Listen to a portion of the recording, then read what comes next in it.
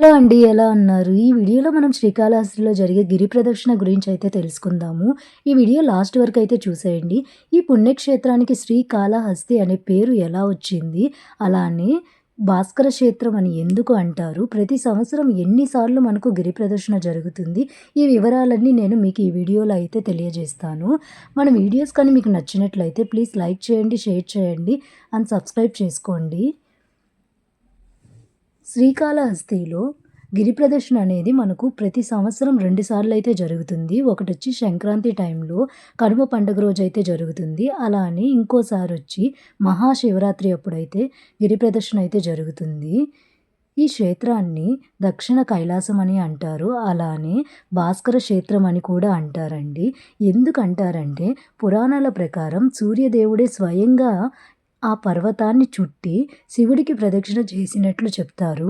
ఈ కారణం వల్ల శ్రీకాళహస్తిని భాస్కర క్షేత్రం అని కూడా పిలుస్తారు.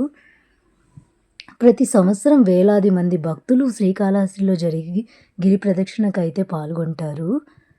ఇక్కడ స్వామి అమ్మవార్లని భక్తులే స్వయంగా పల్లకి మీద మోస్తూ గిరి ప్రదక్షిణ అయితే చేస్తారు. సుమారు 22 కిలోమీటర్లు అయితే ఉంటుంది. ఇక్కడ మనకు అడుగడుగున స్వామి అమ్మవార్లని విశ్రాంతి కోసం మండపాలైతే ఏర్పాటు చేసి ఉంటారు. అలానే ముఖ్యంగా ఈ మండపం వచ్చి రామాపురం దగ్గర ఉంటుంది. ఇక్కడ స్వామి అమ్మవార్లనైతే కొంచెం సేపు పల్లకిని ఆపి ప్రత్యేక పూజలు చేసి తర్వాత గిరి ప్రదక్షిణ అయితే కొనసాగిస్తారు. ఈ ఈ మండపంలో మనకు స్వామి అమ్మవార్ల విగ్రహాలు కూడా ఉంటాయండి. ఇదొచ్చి 4 కాళ్ళ మండపం అని కూడా అంటారు. ఇక్కడైతే నేను ఈ వీడియోలో అయితే మీకు స్వామి అమ్మవార్ల యొక్క దర్శనం అయితే చూపిస్తాను. చూడండి, ఈయన నుంచి నీలకంఠేశ్వర స్వామి అంటారు.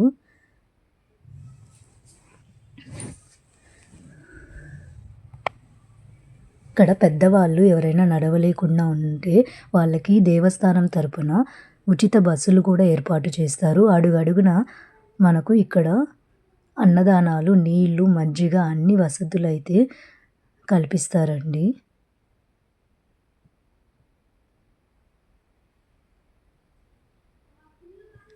ఇక్కడ చూడండి, శివ పార్వతుల యొక్క విగ్రహాలు కూడా ఉంటాయి.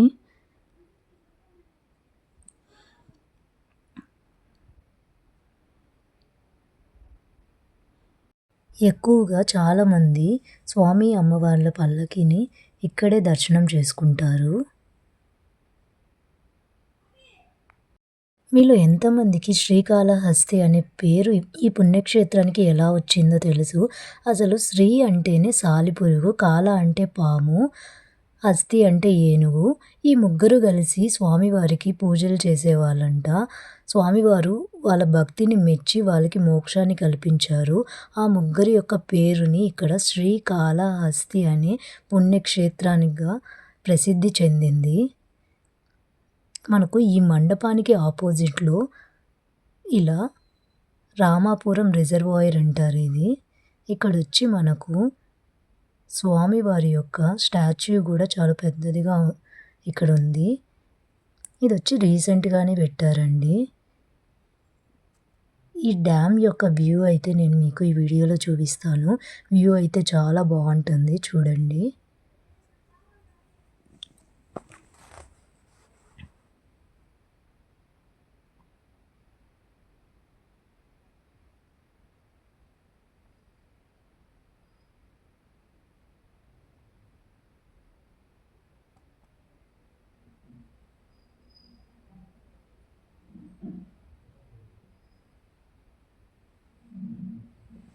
ఇక్కడ మనకు కొండ చుట్టూ నడిచే దారిలో మనకు చాలా టెంపుల్స్ అయితే వస్తాయండి. అలానే ఇక్కడ మనం ఈ గిరి ప్రదక్షిణ చేసేటప్పుడు మనకు వేలింగాల కోన కూడా వస్తుంది. ఇక్కడ చూడండి, ఇది వచ్చి స్వామివారికి రథము.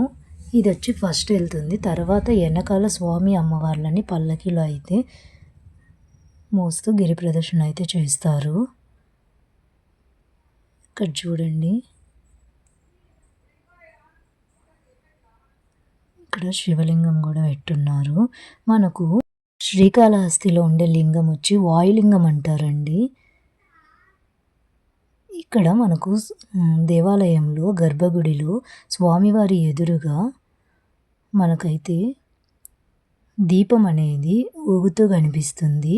అది మనకు ఎలాంటి గాలి లేకుండానే గర్భగుడిలో స్వామివారి లింగం ఎదురుగా దీపం అనేది ఊగుతూ ఉంటుంది అంటారు. మీరెప్పుడైనా గమనించకపోతే ఈసారి టెంపుల్‌కెళ్ళినప్పుడు ఒకసారి గమనించండి. అలానే మనకిక్కడ దారిలో ఇదొచ్చి కాళికామాత దేవాలయం అండి. ఇక్కడ కాళికామాత అమ్మవారైతే మనకు దర్శనమిస్తారు.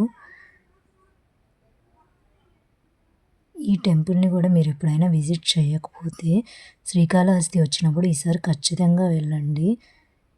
ఇక్కడ అమ్మవారి యొక్క దర్శనం అయితే చేసుకోండి. చాలా బావుంటుంది.